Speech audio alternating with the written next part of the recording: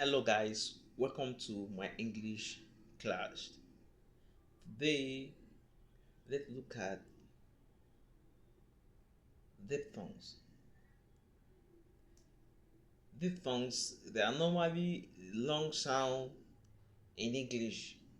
So we are starting with this particular sound.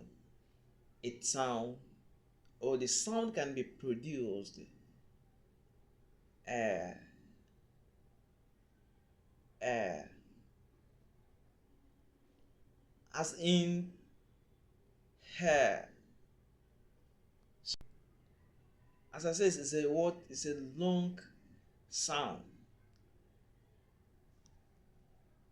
As an example, we have what like hair, care, chair, wear,